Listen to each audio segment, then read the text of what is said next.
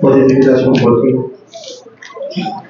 কিছু আলোচনা পেশ করার জন্য আমি অনুরোধ জানাচ্ছি। আজকের এই প্রতিযোগিতার সম্মানিত বিচারক উস্তাদ হযরত মাওলানা হাফিজ ফজল আহমদ আলী সাহেবকে আমি আজকের অনুষ্ঠান সম্পর্কে মাহে রমাদানুল মুবারকের ফজিলত, পবিত্র বদর দিবস সবকিছু মিলিয়ে আলোচনা পেশ করার জন্য আমি সবাই অনুরোধ জানাচ্ছি। আসসালামু আলাইকুম ওয়া রাহমাতুল্লাহি ওয়া বারাকাতুহু। ইন্নাল হামদুলিল্লাহ আলহামদুলিল্লাহি রাব্বিল আলামিন ওয়াস সালাতু ওয়াস সালামু আলা আশরাফিল আমবিয়া ওয়াল মুরসালিন সালাওয়াতুল্লাহি ওয়া সালামুহু আলাইহি ওয়া আলাইহিম আজমাইন। আম্মা বা'দু ফাআউযু বিল্লাহি মিনাশ শাইতানির রাজীম। বিসমিল্লাহির রহমানির রহিম। ওয়া তাআওয়ানু আলাল বিররি ওয়াত তাকওয়া ولا تعاونوا على الإثم والعدوان واتقوا الله إن الله شديد العقاب صدق الله العظيم। সকলেই রাসূল সাল্লাল্লাহু আলাইহি ওয়াসাল্লামের মহব্বতে কয়েকমত দরুদ শরীফ পড়ব। সাল্লাল্লাহু আলা সাইয়্যিদিনা ওয়া মাওলানা মুহাম্মদ ওয়া আলা আলিহি ওয়া আসহাবিহি ওয়া সাল্লাম। সাল্লাল্লাহু আলা সাইয়্যিদিনা ওয়া মাওলানা মুহাম্মদ ওয়া আলা আলিহি ওয়া আসহাবিহি ওয়া সাল্লাম। আস্তাগফিরুল্লাহ ইন্নাল্লাহা গফুরুর রহিম ওয়া মা তাওফীকি ইল্লা বিল্লাহ আলাইহি তাওয়াক্কালতু ওয়া ইলাইহি উনীব। সর্বপ্রথম মহিয়ান গরিয়ান রব্বুল আলামিনের দরবারে ইলাহিতে অন্তরের অন্তঃস্থল থেকে শুকরিয়া আদায় করছি, যিনি আমাদেরকে সুস্থ শরীরে নেক হায়াত দিয়ে কোরআনুল কারীম নাজিলের মাসে পবিত্র রমাদানুল মুবারকের এই মাগফিরাতের দিনে আজকে এই কোরআনুল কারীমের তিলাওয়াতের প্রতিযোগিতায় তেলাওয়াত শোনা, তেলাওয়াত দেখা, কোরআনের পাখিদেরকে একসাথে শোনা, একসাথে দেখার তৌফিক দিয়েছেন। কোরআনুল কারীমের তিলাওয়াত মন প্রাণ দিল উজাড় করে তিলাওয়াত করা এবং তিলাওয়াত শোনার তৌফিক দিয়েছেন আমাদেরকে। এই জন্য আল্লাহর শুকর আদায় করছি। সকলেই সমবেত সুরে সকলেই পড়ি আলহামদুলিল্লাহ।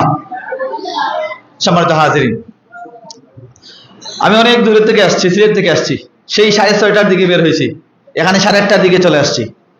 আসতে যতটুকু কষ্ট হয়েছে, এই কোরআনের পাখিদের চেহারা যখন দেখেছি, এদের সুললিত কণ্ঠে যখন কোরআনুল কারীমের তেলাওয়াত শুনেছি, ওয়াল্লাহি রাব্বিল কাবা, কাবার প্রভু আল্লাহর শপথ, মুহূর্তের ভিতরে সব কষ্ট প্লান হয়ে গেছে। 2 নম্বর কথা, আল্লাহ রাব্বুল আলামিন কোরআনুল কারীমে বলেন ওয়া তাআওয়ানু আলাল বিররি ওয়াত তাকওয়া, তাকওয়া অর্জন করার ক্ষেত্রে, খোদাভীরুতার ক্ষেত্রে, আল্লাহর ভয় অন্তরে ঢোকানোর ক্ষেত্রে, ভালো কাজের ক্ষেত্রে তোমরা প্রতিযোগিতা করো। সুবহানাল্লাহি ওয়া বিহামদিহি। ভালো কাজের দিকে তোমরা কি করো? প্রতিযোগিতা করো। ওয়ালা তাআওয়ানু আলাল ইসমি ওয়াল উদওয়ান, কখনো খারাপ কাজে কখনো প্রতিযোগিতা করবা না, কাউকে সাহায্য করবা না। ওয়াত্তাকুল্লাহ, definitely you will be established in your heart only fairness of Allah, Almighty Allah subhanahu wa ta'ala। জীবনে চলার পথে সব ক্ষেত্রে, সব কাজে, সব কথা, সব করবে আল্লাহ রাব্বুল আলামিনকে ভয় করে কথা বলবেন, আল্লাহ রাব্বুল আলামিনকে ভয় করে কাজ করবেন, আল্লাহ রাব্বুল আলামিনকে ভয় করে চলবেন, আল্লাহ রাব্বুল আলামিনকে ভয় করে চিন্তা করবেন। আল্লাহ এই শিক্ষাটা আমাদেরকে দিয়েছেন। সম্মানিত হাজিরিন, এবার আসি রমাদানুল মুবারকের মাস, তাকওয়া অর্জনের মাস। আল্লাহ বলেছেন লাআল্লাকুম তাত্তাকুন, যাতে তোমরা তাকওয়া অবলম্বন করতে পারো। খলিফাতুল মুসলিমিন ওমর ইবনে খাত্তাব রাদিয়াল্লাহু তাআলা আনহু একবার এক বকরি রাখালকে দেখে বললেন, বাবা আমার প্রচন্ড তৃষ্ণা লেগেছে, আমাকে একটু দুধ দাও, আমি খাবো। কয় বকরির মালিক আমি না, অন্যজন। কয় তোমাকে একটু টাকা দিব বেটা, একটু ঘুষ নিয়ে নাও, আমাকে একটু দুধ দাও। কয় না, দিতে পারবো না, মালিককে ফাঁকি দেওয়া যাবে না। তিনি বললেন বকরিটা বিক্রি করে দে, তোরে 2000 দিরহাম দিয়ে দিব, 2000 রিয়াল দিয়ে দিব। আর মালিককে বলবি বকরি, বুখারী শরীফের হাদিসে আসছে এটা, মালিককে বলবি বকরি বাগে খাইয়ে নিছে, তুমিও, তোমার লাভ হইলো, আমারও লাভ হলো। ওই রাখাল খলিফাতুল মুসলিমিন হযরত ওমর ইবনে খাত্তাব রাদিয়াল্লাহু তাআলা আনহুকে ডাক দিয়ে বলে, আল্লাহর বান্দা, তোমারে আমি চিনি না, অগন্তুক বান্দা, তোমারে চিনি না, তুমি আমাকে বলছো মালিককে ফাঁকি দেওয়ার জন্য, তুমি জানো না তোমার মালিক, আমার মালিক, তামাম পৃথিবীর মালিক আল্লাহ রাব্বুল আলামিনকে ফাঁকি দেওয়া পৃথিবীর কোন মানুষ, কোন জিন্নাত, কোন ফেরেশতার দ্বারাও সম্ভব না। সুবহানাল্লাহ।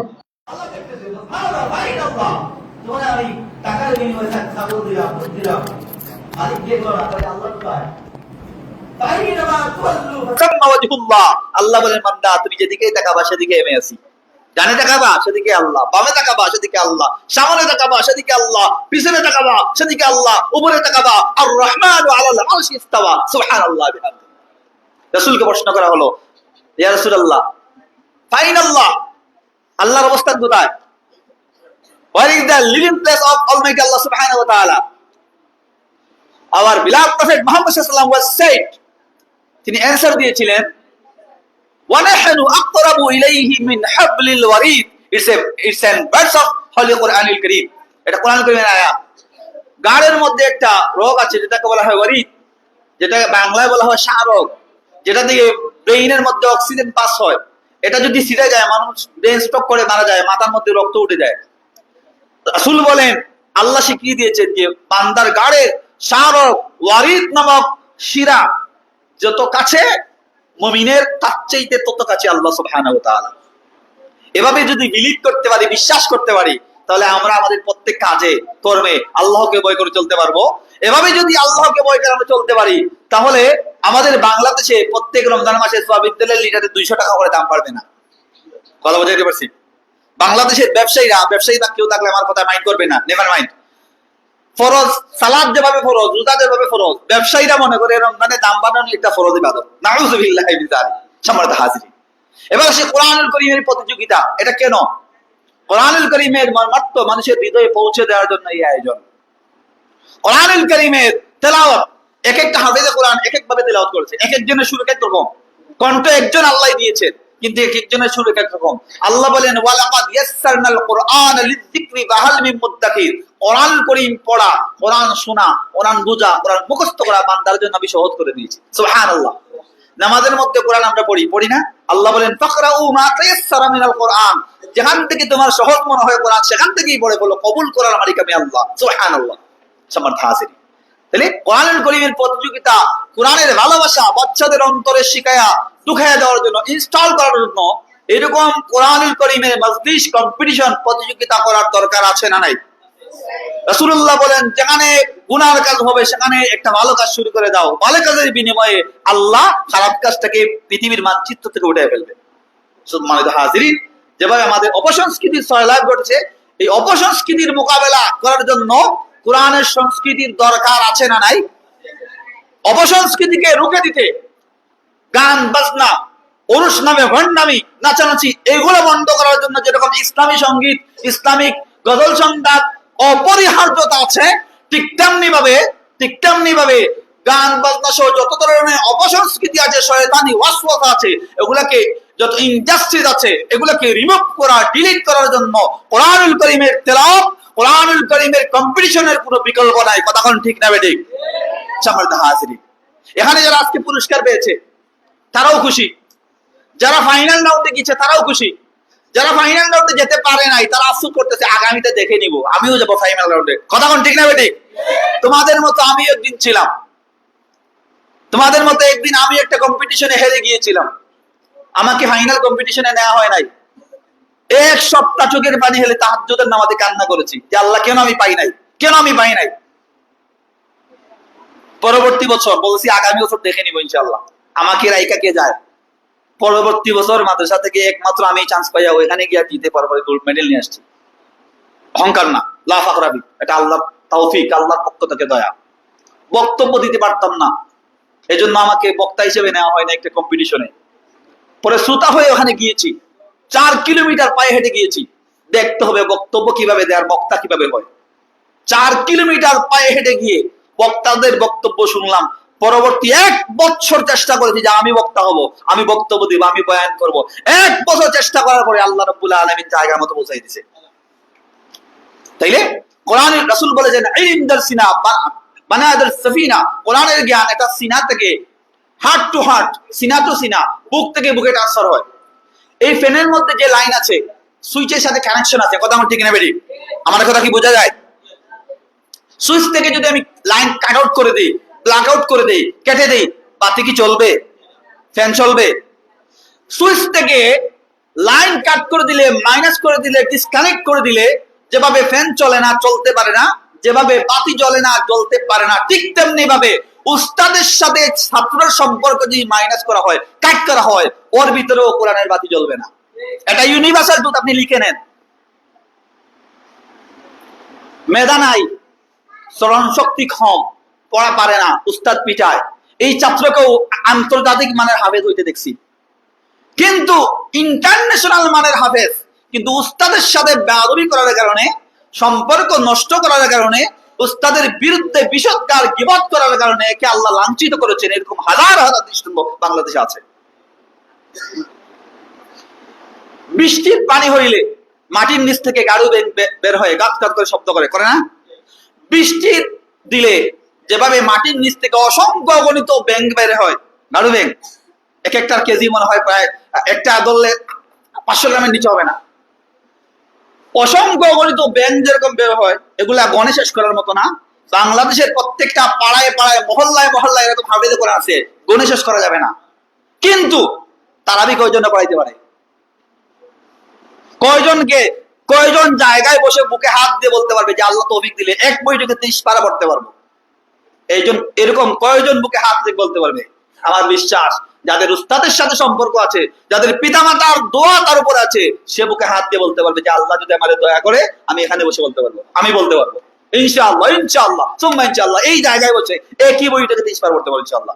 আমার উস্তাদকে আমি এক বইটাকে শোনাইছি, আমার উস্তাদের সাথে এখনো সম্পর্ক আছে, এখনো বাসায় গেলে ওনাকে কদম বুঝি করি। এখন তো ছাত্ররা উস্তাদকে কদম বুঝি করতে লজ্জা লাগে, আমি তো বড় হয়ে গেছি। হযরত আলী বলেছিলেন যে আমাকে একটা অক্ষর শিখাবে আমি তার গুলামে পরিণত হয়ে যাই, সে চাইলে আমাকে যে কোন জায়গায় বিক্রি করে দিতে পারে। সুবহানাল্লাহ বিহামদি। আবু হানিফা তার উস্তাদের জুতা দিয়ে টুপি বানিয়ে মাথার মধ্যে দিছিলেন। এক মুজি ব্যক্তির কাছ থেকে শিখেছিলেন কুকুর কখন বালিক হয়। সে বলেছিল কুকুর যখন পা উঁচু করে প্রস্রাব করে তখন সে বালিক হয়। এই জিনিসটা শিখেছিলেন আবু হানিফা একটা মুজি ব্যক্তির কাছ থেকে। তিনি একদিন বড় সমাবেশে বক্তব্য দিচ্ছিলেন, ওই মুজি রাস্তা দিয়ে হেঁটে যাচ্ছে, তিনি মঞ্চ ছেড়ে দাঁড়িয়ে গেলেন। সবাই কয় আপনি জামানার শ্রেষ্ঠ ইমাম, আপনি মুচিরে দেখে সম্মান করেন? তিনি বললেন সে হতে পারে মুচি, সে আমার উস্তাদ। কিভাবে উস্তাদ? যে আমাকে এই জিনিসটা শিখাইছে। উস্তাদের সম্মান এভাবে করতে হবে। রাসূলুল্লাহ সাল্লাল্লাহু আলাইহি সাল্লাম বলেছেন বুইস্তু মুআল্লিমান লিউতিম্মা মাকারিমাল আখলাক, আমাকে উত্তম আদর্শ শিক্ষা দেওয়ার জন্য আল্লাহ আশরাফুল মাখলুকাত বানিয়ে, সৃষ্টির সেরা জীব বানিয়ে, সৃষ্টির সর্বশ্রেষ্ঠ মানুষ বানিয়ে, রাহমাতাল লিল আলামিন বানিয়ে, সাইয়্যিদুল মুরসালিন, ইমামুল মুত্তাকিন বানিয়ে আল্লাহ পৃথিবীতে পাঠাইছেন। এবং পৃথিবীর যত ইলম আছে সব ইলম আল্লাহ আমাকে দিয়েছে। ওয়াল্লাহু ইউতি, আমি আল্লাহর পক্ষ থেকে জ্ঞান প্রাপ্ত এবং আমি এগুলা আল্লাহর পক্ষ থেকে বান্দাদের কাছে বন্টন করে দিই। সুবহানাল্লাহ। সুতরাং কোরআনুল কারীম মুখস্থ করা সহজ, কিন্তু কোরআনুল কারীম মুখস্থ করে সিনার মধ্যে 30 পারা আমানত মৃত্যুর আগ পর্যন্ত টিকিয়ে রাখা জ্বলন্ত চুলার মধ্যে জীবিত মানুষের হাত ঢুকায় রাখার মতো কষ্টকর। আমাকে একজন প্রশ্ন করেছিল যে ডিসিএস ক্যাডার, বললো যে তোমার দাম বেশি না আমার দাম বেশি? আমি বললাম আমি মানুষ হিসাবে আমার দাম তোমার চেয়ে কমাইতে পারে, বাট আমি আবেদন করাম, তুমি আবেদন করাম না। আমি শুরু হতে পারি, আমার সরকারি চাকরি নেই, ডাজন্ট ম্যাটার, বাট আমি হাফেজে কোরআন, তুমি হাফেজে কোরআন না। তো আমি যদি নাফরমানও হই, বেআমল হই, বেনামাজি হই, তারপরে আমার কাছে কোরআন আছে, তোমার কাছে নাই। কয়েক কোরআন তো মুখস্থ করা খুব সোজা।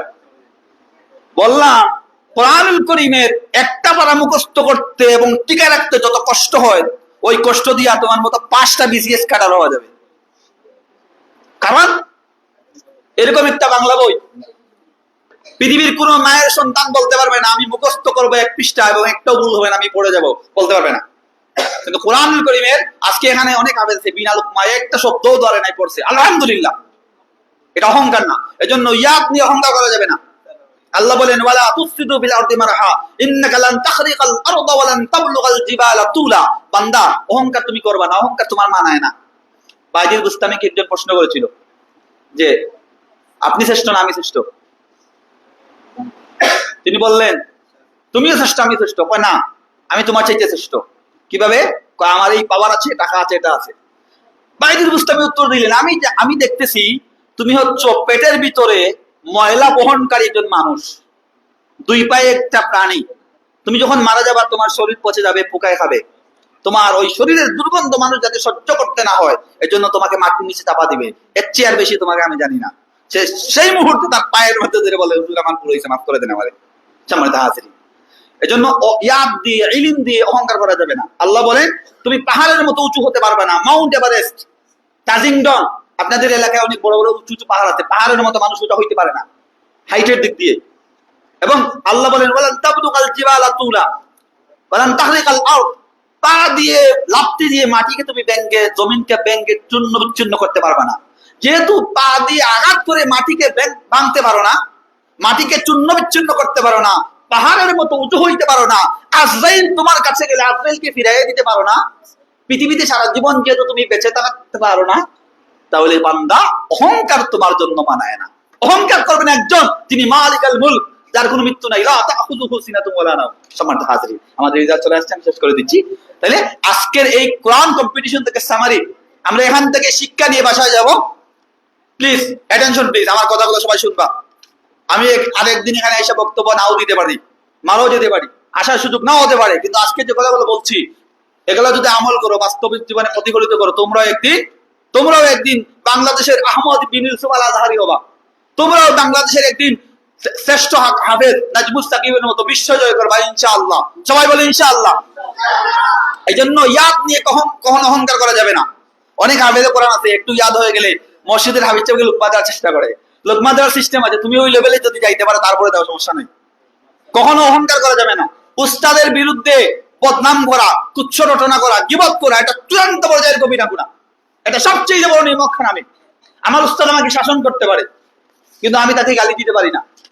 আমার উস্তাদ আমাকে গালি দিতে পারে, কিন্তু আমি এটার জন্য আমার বাবা মাকে গিয়ে উস্কায় দিতে পারি না যে আমার উস্তাদের প্রতি নেসেসারি অ্যাকশন নেন। যারা গার্ডিয়ান আছে শুনেন ভালো করে, যদি কোনো ছাত্র বেয়াদব হয় তাকে পিটাইয়া, শাসন করা, বুঝে, চকলেট খাওয়াইয়া তাকে আদব বলা বানানো যায়। ওয়াল্লাহি তাল্লাহি বিল্লাহ, আল্লাহর কসম, যে সন্তানের গার্ডিয়ান বেয়াদব তার সন্তানকে কখনো পিটাইয়া আদব বলা বানানো যায় না। এই কথাটা মনসবিয়া মাদ্রাসায় যখন পড়াই একজন গার্ডিয়ানকে বলছিলাম, আমার মনে আছে 2017 সালে। উস্তাদ পিটাইছে ছাত্ররে, সে প্রস্রাব করার কথা কইরা বাইকে গেছে গা। পরে মেম্বার চেয়ারম্যান নিয়ে আসছিল হুজুরের বিরুদ্ধে বিচার করানোর জন্য। ওই সময় দাঁড়াইয়া ওই কথাগুলো বলছিলাম আমি, যে গার্ডিয়ান যদি বেয়াদব হয় তার সন্তানকে কখনো আদব বলা মানানো যায় না। আমি একটা কলেজের লেকচারার, স্কলারস অফ মেজরটিলা কলেজে আমি পড়াই, মেজরটিলা আছে ইংলিশ মিডিয়াম। আমার কলেজে একটা ব্যাট ইউজ করা যায় না, জুড়ে ধমক দেওয়া যায় না, নিষেধ, পড়াইতে হবে। তো বেতও দেওয়া যাবে না, পিটানো যাবে না, তো পড়াবো কিভাবে? দুষ্টামি করলে শাসন কিভাবে? তো আমরাও সিস্টেম একটা পাই করে ফেলছি।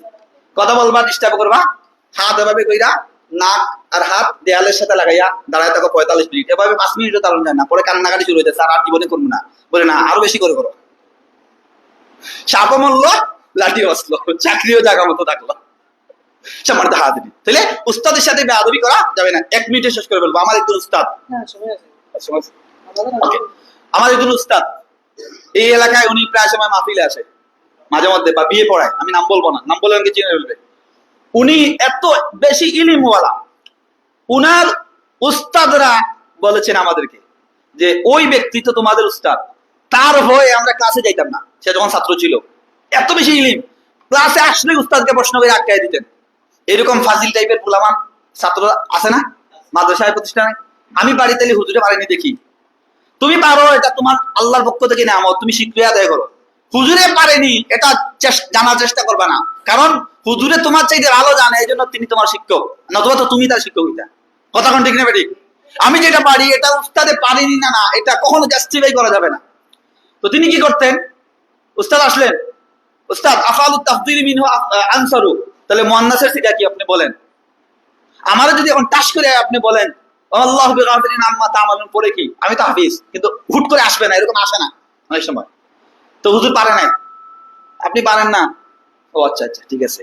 এবং সবার সামনে কিন্তু উস্তাদের লজ্জা দিছে। উস্তাদরা চুকের পানি ফেলে ক্লাস থেকে বের হইতো।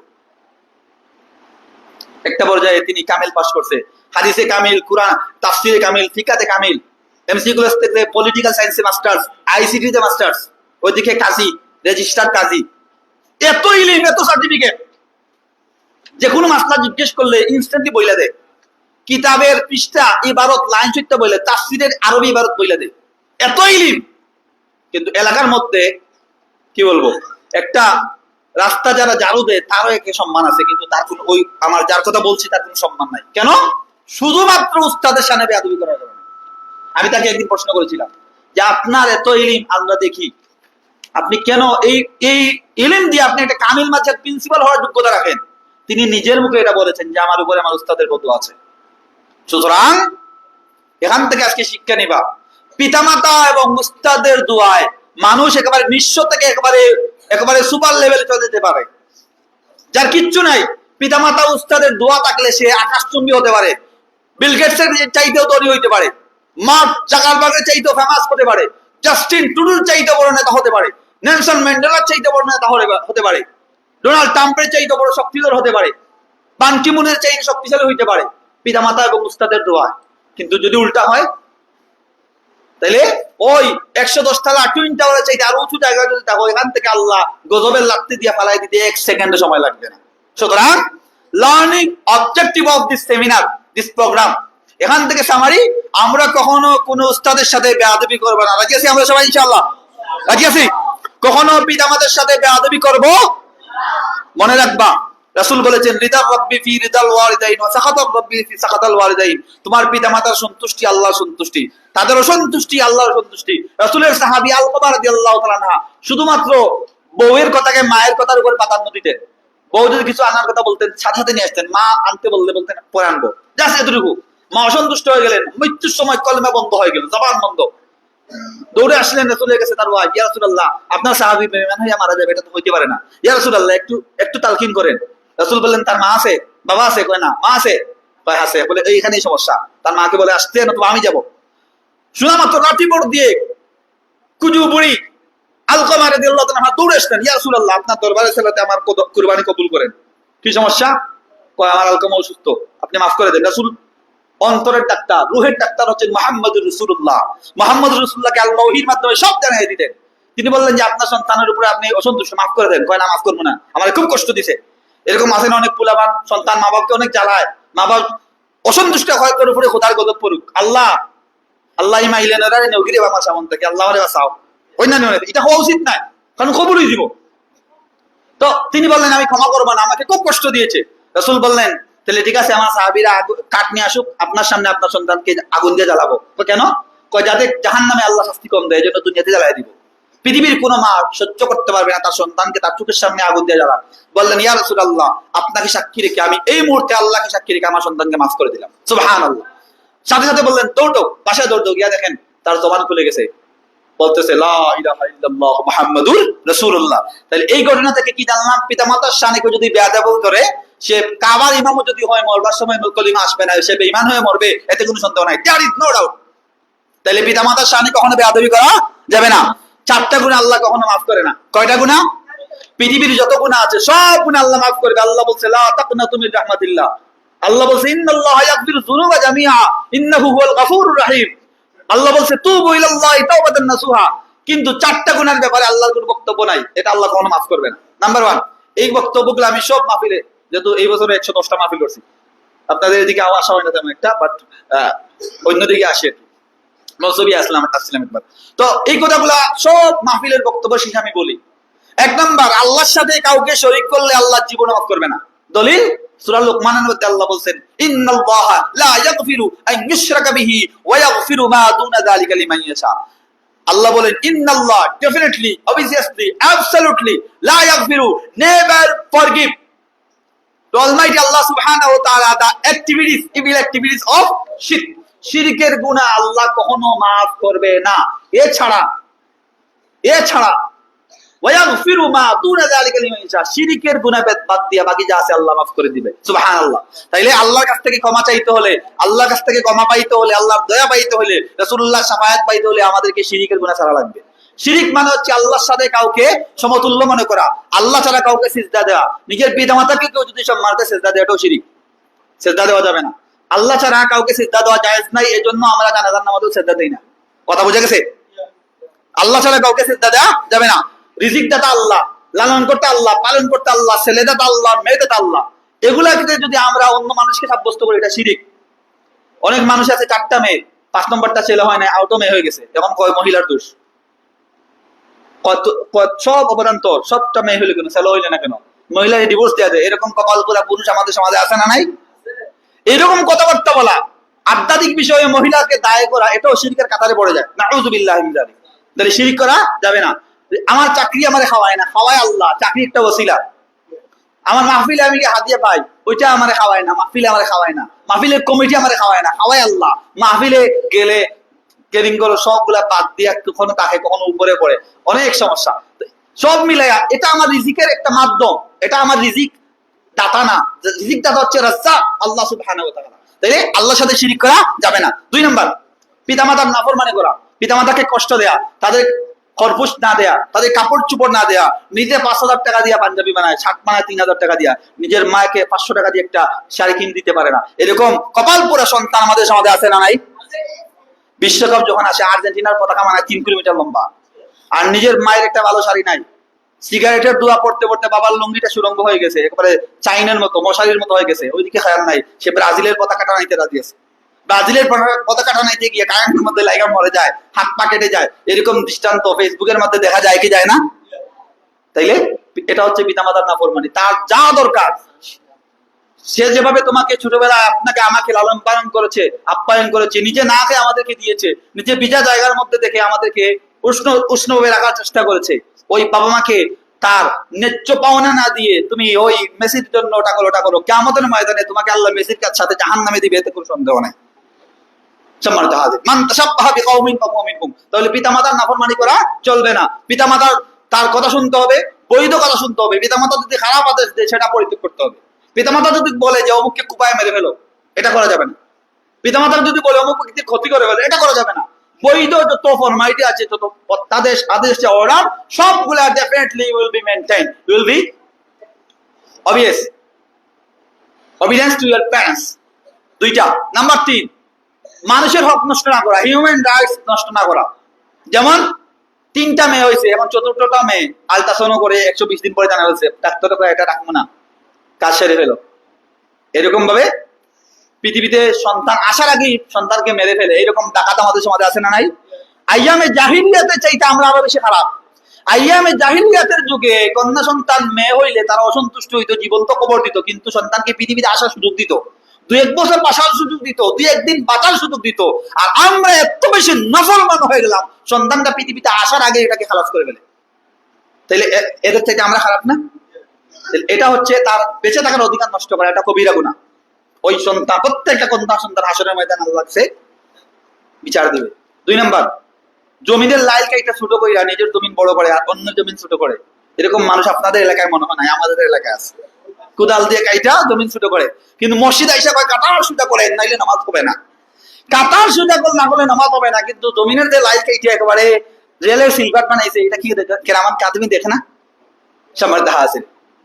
আমরা অনেক মানুষ আছে রোজার দিনে ওযু করার সময় কুলি করে না, যদি পানি ভিতরে চলে যায় রোজা নষ্ট হয়ে যাবে। আর রোজার এই যে মানুষের গিবত কইরা আমল নামারে জ্বালায়া পরে সালার করে ফেলছে, ওই কি কোন খবর নাই, কথা কান ঠিক না বেটে? রোজা রেখে পানি কুলি মুখে পানি নেয় না, কই রোজা ভেঙে যাবে, গলার মধ্যে পানি চলে যাবে। কিন্তু এই রোজা রাখা অবস্থায় যে কত মানুষকে গালি দিয়েছে, কত মিথ্যা কথা বলেছে, কিরামান কাতিবিন ছাড়া এই হিসাব তার কেউ দিতে পারবে না। তাইলে কথার দ্বারা কাজের দ্বারা কোনো মানুষের দিকে নষ্ট করা যাবে না। 3বার 4বার হজ করে আসছে, নামের আগে আলহাজ না লিখলে, পুস্টারে আলহাজ না লিখলে সভাপতির আসনেও যায় না, টাকাও দেয় না, চাঁদাও দেয় না। বেটা আমি 3বার হজ করছি, আলহাজ লিখলি না কেন? আলহাজ না লিখলে সে বেজার হয়ে যায়, সন্তুষ্ট হয়ে যায়। কিন্তু ওই বান্দা কত মানুষের টাকা মেরে দেয় হিসাব ছাড়া, নিজের আপন গুণের সম্পত্তি পর্যন্ত দেয় না। আজকে একটা সওয়াল করছিলাম একটা স্টুডেন্ট, ইউসিকুমুল্লাহু বিআওলাদিকুম লিযাকারি মিসলু হাযিল উনসায়াইন। আল্লাহ তোমাদেরকে অর্ডার দিচ্ছেন, তোমরা তোমাদের সন্তানদের প্রাপ্য দিয়ে যাও। তোমাদের যদি 2টা মেয়ে থাকে, একটা ছেলে থাকে, আর তোমাদের কাছে যদি 3 টাকা থাকে, তাইলে 2টা মেয়ে মিলে 1 টাকা পাবে, আর 1 ছেলে পাবে 2 টাকা। এটা হচ্ছে আল্লাহর বিধান। কারণ এখন আমার যারা মহিলারা কেউ যদি কথা শুনে বলবে যে হুজুর তো আমাদেরকে ঠকাচ্ছে, আল্লাহ আমাদেরকে ঠকাচ্ছে না, আল্লাহ ঠকাচ্ছে না। ছেলেরা শুধুমাত্র বাবার সম্পত্তিতে পায়, আর কোথাও পায় না, খালি দিয়ে যায়। মেয়েরা বাবার সম্পত্তিতে পায়, হাজবেন্ডের কাছে থেকে মোহর পায়, সন্তানের সম্পত্তিতে দাদি হিসাবে পায়, এবং হাজবেন্ডের সম্পত্তিতেও সে ওয়াইফ হিসাবে পাক পায়, এবং তার যাবতীয় ব্যয়ভার তার কোনো দায়ভার নাই। তার স্বামী অথবা ভাই কিংবা বাবা তার যাবতীয় ব্যয়ভার বহন করে। এজন্য মেয়েরা চতুর্দিক থেকে পায়। এজন্য এই যে একটা জায়গায় মেয়েদেরকে কম দেওয়া হয়েছে, এটা বোঝার জন্য মেমোরি টাকা লাগবে। তাহলে 3 নম্বর হচ্ছে মানুষের অধিকার নষ্ট না করা। 4 নম্বর হচ্ছে কথায় কাজে আচ্ছা, শেষ করে দিই। 4 নম্বর হচ্ছে কথায় কাজে রাসূলুল্লাহর সুন্নতকে অবজ্ঞা অপমান না করা। একজন পাঞ্জাবি পড়ছে, কারণ আমি পাঞ্জাবি বলতে দেখলে আমার সহ্য হয় না, শরীরে জ্বলে, তুষা উঠে যায়। তোর তো পাঞ্জাবি কিনলে তো আফগানিস্তানের জঙ্গি লাগান লাগে রে। এরকম কটাক্ষ অনেকে করে না, মাদ্রাসার ছাত্রনীতিরে দেখলে শরীরে তোলে। যারা মাদ্রাসার টেকা দেয় এরা দোয়া চায়, আর যে টেকা দেয় না এই হিসাব চায়, আছে না? ছাত্রটার লোজিং দেওয়ার নামে নাই, মাদ্রাসা কিলা চলে, হাবিজের কিলা চালাইরা, এটা খবর নাই। ছাত্র একটা ভুল করে, ছোট মানুষ তো ভুল করবো, আমরা কি তার ছোট থাকতে সব ফিরিস্তা আসলাম, আমরা কি তার শয়তানি করছি নাকি? আপনি আপনি ওটা হিসাব করা লাগবে, আমি তাদের কাছে ঠিক আছে। সম্মানিত হাজিরি, আজান এই আমরা বিরতি নিব, আর সরাসরি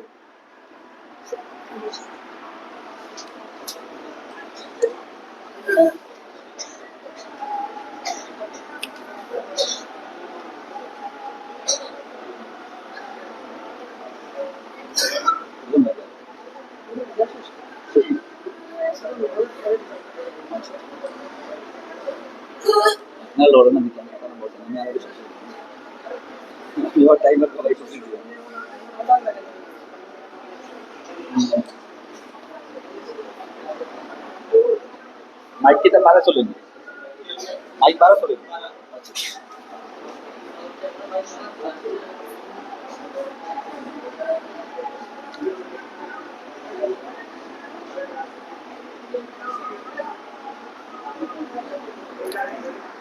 সাল্লাল্লাহু আলা সাইয়্যিদিনা ওয়া আলা মুহাম্মদ ওয়া আলা আলিহি ওয়াসাল্লাম। আমার বক্তব্য আমি শেষ পর্যায়ে চলে আসছি। তো আমি যেটা বলতে চাচ্ছিলাম, যারা হাফেজ হতে চাও, যারা হাফেজ হচ্ছ, যারা পড়তেছো, তোমরা সব সময় তোমাদের মনের মধ্যে এই নিয়ত রাখবা যে আমি কোরআন পড়তেছি শুধুমাত্র আল্লাহর খুশির জন্য। ইন্নামাল আমাল বিন্নিয়াত, এটা মনে রাখবা। হাসরের ময়দানে রাসূল বলেছেন, হাসরের ময়দানে জাহান্নাম উদ্বোধন করা হবে আলিম দিয়ে, হাফেজ দিয়ে। জিজ্ঞাসা করা হবে তুমি কি জন্য হাফেজ হইছো, বলবে আল্লাহ তোমার জন্য। আল্লাহ বলবে না, তুমি লম্বা তারাবি পড়ায় বা লম্বা হাদিয়া বা লম্বা টান দিও, অনেক বড় হাফেজ বলবে এই প্রত্যাশা নিয়ে তুমি হাফেজ হইছিলা, প্লিজ গো টু দ্য হেল।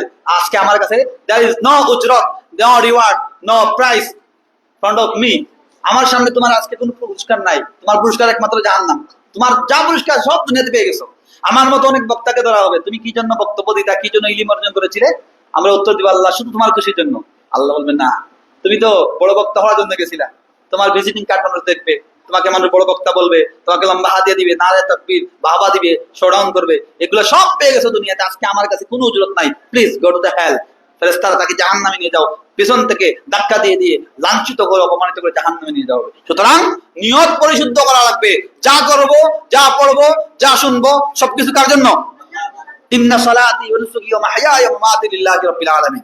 আর বদর দিবস, আজকে ঐতিহাসিক বদর দিবস। এই বদর দিবসে ইসলামের প্রথম যুদ্ধ ছিল এটা, দ্বিতীয় হিজরিতে।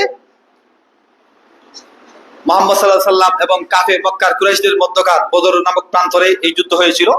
মাত্র 313 জন সাহাবী নিয়ে, কোন যুদ্ধের সরঞ্জাম নাই, সশস্ত্র সুসজ্জিত 1000 বাহিনীর বিরুদ্ধে মুহাম্মদ সাল্লাল্লাহু আলাইহি সাল্লাম ঈমানের বলিয়ানে আল্লাহর উপরে তাওয়াক্কুল করে দাঁড়াইছিলেন। হাদিস শরীফের মধ্যে আসছে, সাহাবী আসছেন, তলোয়ার নাই, রাসূল খাজুরের ডালকে 2 টুকরা করে দিয়ে বলেন যাও তলোয়ার নিয়ে যাও। আমরা হইলে বলতাম এটা তো খাজুরের ডাল। তারা বলছেন না, রাসূল বলেছেন তলোয়ার, তার মানে এটা তলোয়ার। নিয়ে গেলেন, এই খেজুরের ডালকে আল্লাহ তলোয়ারের চাইতে শক্তিশালী বানিয়ে দিলেন। দুইজনে মিলে 4 জন কাফেরকে জাহান্নামের টিকিট ধরাইয়া দিলেন, এবং আরো 4 জন কাফের তাদেরকে আঘাত করতে এসে তাদের তরবারি ভেঙে গেছিল। সুবহানাল্লাহ বিহামদি। এটা হচ্ছে ইয়াকিন, ইয়াকিনের পাওয়ার। কোরআন কারীমে আসছে বিসালাসাতি আলাফিন মিনাল মালায়েকাতি মুনজালিন বালা ইন তাসবিরু ওয়া তাত্তাকু ওয়া ইয়াতুকুম মিন ফাওরিহিম হাযা ইউমদিদকুম রাব্বুকুম বিখামসাতি আলাফিন মিনাল মালায়েকাতি মুসাওমিন। যখন সাহাবায়ে কেরাম শহীদ হচ্ছিলেন, রাসূলুল্লাহ সিজদায় পড়ে বললেন, আল্লাহ তুমি যদি চাও ইসলামের নিশানা এখানে মুছে যাক, তাহলে তোমার সাথে আমার কোনো কথা নেই। আর তুমি যদি চাও কিয়ামত পর্যন্ত ইসলামের নিশানা থাকবে, তোমাকে মানুষ আল্লাহ বলে জানবে, তোমাকে সিজদা দিবে, আমাকে নবী মানবে, তাহলে আজকের এই মুসিবতে যুদ্ধে আমাকে বিজয় অবশ্যই দেওয়া লাগবে, এছাড়া কোনো পথ নাই। আল্লাহ রাব্বুল আলামিন বলবেন, ইয়া রাসূলুল্লাহ ইরফা রাসাকা, আপনার মাথা উঠান। এই মুহূর্তে প্রথমে 3000 জিবরিল আমিনের নেতৃত্বে, প্রথমে 3000, পরে 5000 ফেরেশতা পাঠাইয়া আল্লাহ বদরের প্রান্তরে মুসলমানদেরকে সাহায্য করেছেন। সুবহানাল্লাহ। আজকে আমরাও যদি ওই বদরি সাহাবীদের মতো ঈমান থাকতো, আমরা যদি বদরি সাহাবীদের মতো, তারা যেভাবে খেজুরের ডালকে তরবারি মনে করে গেছিলেন, ওভাবে যদি আমরা আমাদের ঈমানে বলিয়ান হতাম, আমরা যদি আল্লাহর উপরে ভয় করে চলতাম, আল্লাহর উপরে তাওয়াক্কুল করে কাফের মুশরিকদের সাথে অর্থনৈতিক সম্পর্ক যদি ছিন্ন করতে পারতাম, তাহলে আজকে আমার ফিলিস্তিনে আমার মুসলমান ভাইরা মরতো না, আজকে ইরানে আমার মুসলিম ভাইরা মরতো না। আমিরাতের মুনাফিক যেগুলো আছে, ওগুলা যদি মিলে একদিন শুধুমাত্র তেলটা বন্ধ করে দেয়, একদিন, বেশি দিন না, একদিন, আমেরিকা না, আরো কোন রেখা যদি থাকে সবগুলো আব্বা ডাইকা পায়ের মধ্যে এসে পড়বে।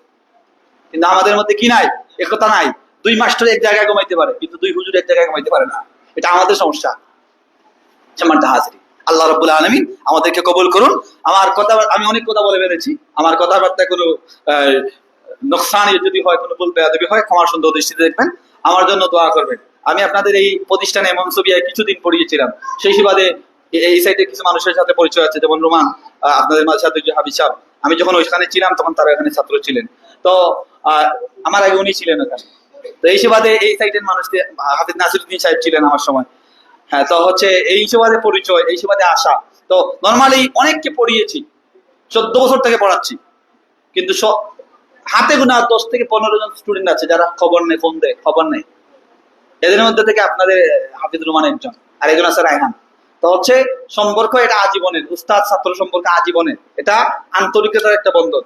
আমি আমার যত উস্তাদের কাছে পড়েছি প্রত্যেকের খবর নেই, প্রত্যেকের ফোন দেই। যাদের মোবাইল নাই তাদের আত্মীয় স্বজনের কাছ থেকে খবর নেই, বেঁচে আছে নাকি মারা গেছে। মারা গেলে জানাজার মধ্যে হাজির হই। এটা একজন উস্তাদের পক্ষ থেকে এটা দাবি। আমার জন্য আপনারা দোয়া করবেন। আমি যখনই আমার নিজের জন্য আল্লাহর কাছে হাত উঠাই, তখন দোয়ার মধ্যে সবসময় বলি, আল্লাহ যাদেরকে পড়াইছি, এখনো যাদেরকে পড়াই, আল্লাহ আমি তো মাস্টার মানুষ, আমি এখনো পড়াই, আল্লাহ এদের ভবিষ্যৎ জীবনকে উজালা করে। এভাবে দোয়া সবাইকে সামনে রাখি। আমি আশা রাখি আপনারাও আমাকে দোয়াকে সামিল রাখবেন ইনশাআল্লাহ। যদি আর কোনোদিন এদিকে কোনো মাহফিলে আসি, লম্বা চড়া কথা হবে ইনশাআল্লাহ, আমার জন্য দোয়া করবেন। আর যারা আজকে ফাইনাল রাউন্ডে যেতে পারো নাই, চূড়ান্ত বিজয়ী হতে পারো নাই, তোমরা এটা মনে রাখবা, মানুষ কখনো হারে না, তুমি কখনো হারবা না। তুমি হয়তো জিতবা নতুবা শিখবা। মানুষের হারার কোনো অপশন নাই। আপসেট মোমেন্ট কখনো হারে না। আল্লাহ বলেছেন, আলা ইন্না আউলিয়াল্লাহি লা খাউফুন আলাইহিম ওয়া লা হুম ইয়াহজানুন। আল্লাহর বন্ধু যারা হয় তারা কখনো চিন্তিত হয় না। তুমিও ইবাদতের মাধ্যমে আল্লাহর বন্ধু হও। আল্লামা সাহেব কিনা ফুলসলিম তো ওলি হও। তাহলে সব জায়গায় আল্লাহ সফলতা দিবেন। যারা আজকে বিজয়ী হতে পারো নাই, চেষ্টা করবা আগামীতে যাতে তোমাকে ছাড়িয়ে আর কেউ যেতে না পারে। এভাবে পড়বা, তাহাজ্জুদের সময় সেজদায় পড়ে আল্লাহকে বলবা, আল্লাহ তুমি যদি আমার তৌফিক না দাও কে দিবে? আল্লাহকে বলবা, তুমি যদি না দাও আর কে আসে আমাকে দিবে? আল্লাহ তুমি যদি সিনার মধ্যে কোরআন আমাকে জায়গা করে না দাও আর কে দিবে? তবে মনে রাখবা, যে অন্তরে গুনাহ আছে সেই অন্তরে কখনো কোরআন টিকে না। যেই বান্দার আমলের মধ্যে নামাজ নাই, সে বান্দার অন্তরে কোরআন টিকে না। যে বান্দার অন্তরে অহংকার আছে সেই অন্তরে কোরআন টিকে না। এজন্য আমরা অহংকার থেকে বাঁচবো, নামাজ ছেড়ে দেওয়া থেকে বাঁচবো, এবং গুনার কাজ ছেড়ে দেওয়ার চেষ্টা করব, গুনার থেকে বাঁচার চেষ্টা করবো, বেশি নেক আমল করার চেষ্টা করবো, সুন্নতের আমল। যার সুন্নতের আমল যত বেশি, তার ভিতরে কোরআনের ইয়াদ শক্তি এটা মজবুত। বিশেষ করে যারা সবক শেষ করে ফেলছো বা সবক শেষ করবা, ভালো করে দাওরা দিবা, উস্তাদকে খুশি রাখবা। যতদিন উস্তাদকে খুশি রাখতে পারবা, তোমার ব্যবহারের মাধ্যমে তুমি অন্তরে বিশ্বাস রাখবা, যতদিন তুমি বেঁচে থাকবা, তোমার অন্তরের ভিতরে আল্লাহ কোরআনটাকে ওভাবে লিপিবদ্ধ করে রাখবে। وما علينا الا البلاغ صلى الله على سيدنا مولانا محمد وعلى اله وصحبه وسلم استغفر الله ربي من كل ذنب واتوب اليه ولا حول ولا قوه الا بالله العلي العظيم لا اله الا الله محمد رسول الله اللهم امين ربنا آتنا في الدنيا حسنة وفي الآخرة حسنة وقنا عذاب النار আল্লাহ রব্বে করিম, যা বললাম যা শুনলাম, আল্লাহ আমার মতো গুনাহগারকে আগে আমল করার তৌফিক দান করে দাও। আল্লাহ এই ছোট ছোট বাচ্চাগুলো সকাল থেকে নিয়ে এই পর্যন্ত কষ্ট করতেছে, আল্লাহ রোজা রেখে, আল্লাহ মুখ দিয়ে আওয়াজ বের করতে পারছে না, তারপরে তোমার কোরআনুল কারীমের তিলাওয়াত করেছে। আল্লাহ আল্লাহ এদেরকে তুমি কবুল আর মঞ্জুর করে নাও। আল্লাহ এদেরকে যুগের শ্রেষ্ঠ হাফেজ কোরআন তোমার মকবুল গোলাম হিসেবে কবুল ফরমাও। এদের ভবিষ্যৎ জিন্দগি উজালাময় করে দাও। রব্বে করিম এই মাদ্রাসাটাকে কিয়ামত পর্যন্ত তরক্কি এনায়েত করে দাও। এই মাদ্রাসার খেদমতগার যারা আছে প্রত্যেককে হায়াত তাইয়্যিবা এনায়েত করে দাও। আল্লাহ রব্বে করিম আমাদেরকে তোমার দ্বীনের খাঁটি গোলাম হিসেবে কবুল ফরমাও। রব্বে করিম আমাদেরকে মাফ করে দাও। আমাদের পিতামাতা আত্মীয় স্বজন যারা কবরে গেছে, এই আত্রাফের তামাম মাইয়িতদেরকে মাফ করে দাও। আজকের এই বন্ধু মহলদের পক্ষ থেকে আল্লাহ আল্লাহ যুবক ভাইরা এত ভালো একটা আয়োজন করেছে, আল্লাহ আল্লাহ এই আয়োজনের খাতিরে তাদেরকে আল্লাহ হাসরের ময়দানে নাজাত প্রাপ্ত ব্যক্তিদের কাতারে শামিল করে দিও। আল্লাহ রব্বে করিম কোরআনের সাথে আমাদেরকে হাসর করে দিও। আল্লাহ কবরে যখন মুসিবতে পড়বো, কোরআনকে আমাদের জন্য সুপারিশকার বানিয়ে দিও। আল্লাহ হাসরের ময়দানে যখন মুসিবতে পড়বো, কোরআনকে আমাদের জন্য সুপারিশকার বানিয়ে দিও। আল্লাহ আল্লাহ কোরআনকে আমাদের পক্ষে রাখার তৌফিক এনায়েত করে দাও। আল্লাহ যত বাচ্চাদেরকে পড়াইছে, আল্লাহ আল্লাহ অনেক দিন থেকে অনেক ছেলে মেয়েদেরকে পড়িয়েছি, আল্লাহ এদের ভবিষ্যৎ জিন্দগি উজালাময় করে দাও। আল্লাহ এদেরকে হায়াত হতে ইবাদত করে দাও, এদেরকে তোমার মকবুল হিসাবে কবুল, গোলাম হিসাবে কবুল ফরমাও। আয় আল্লাহ, তাদের দোয়ার মধ্যে আমাদেরকে শামিল করে নাও, বিশেষ করে ইরান সহ পৃথিবীর तमाम মুসলমানদেরকে হেফাজত করে নাও। আয় আল্লাহ, আমাদের বিদেশি যারা আছে আল্লাহ, আমাদের প্রবাসী ভাইরা প্রত্যেককে সালামত রাখো, আসমানি জমিনি গজব থেকে, ইহুদি নাসারাদের চক্রান্ত থেকে হেফাজত ফরমাও।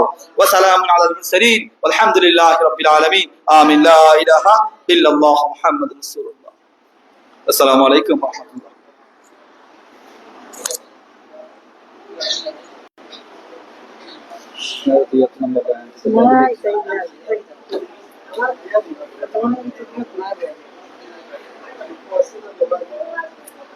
আমার নাসিরুদ্দিন হিসেবে খুব সুন্দর ভাই, টান দেয় ওটাই, আমিও নিতে হচ্ছে, পুরো নিতে হচ্ছে।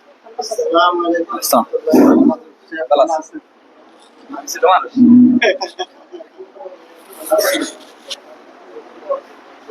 আমার ভাই